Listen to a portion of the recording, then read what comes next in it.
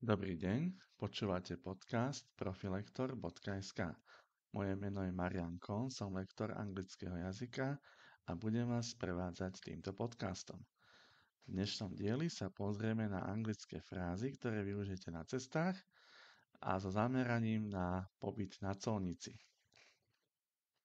The customs, colnica. The customs officer, colník, colníčka. The customs control, colná kontrola. Security check, bezpečnostná kontrola. Duty, clo. Passport, cestovný pas. Documents, doklady.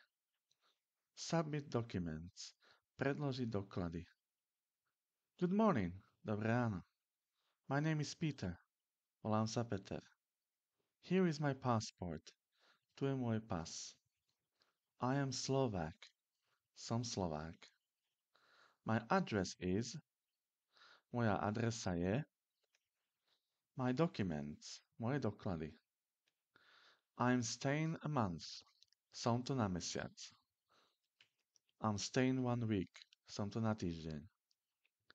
I'm staying here a few days, som tu na pár dní. This is my bag, toto je moja batožina. I'm visiting relatives, som na návšteve u príbuzných. I am on a business trip, som na služobnej alebo pracovnej ceste. I am on vacation, som tu na dovolenke. I am staying at, bývam, som ubytovaný v. These are my suitcases.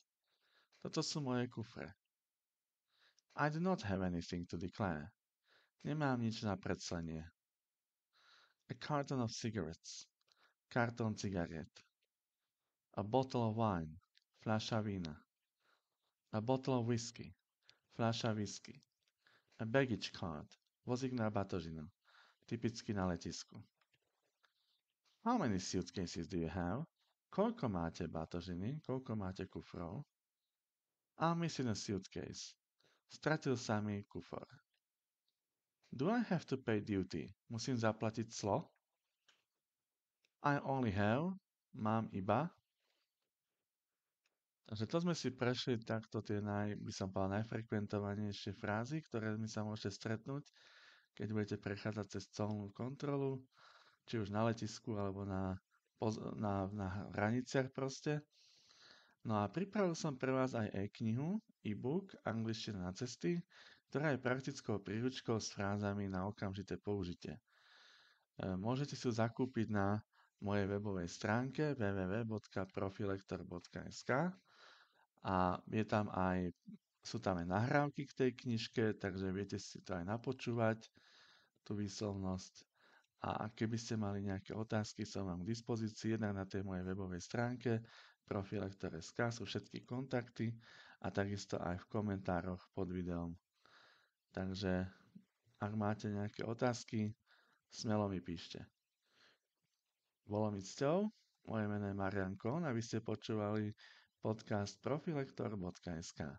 Teším sa na stretnutie pri ďalšom dieli nášho podcastu.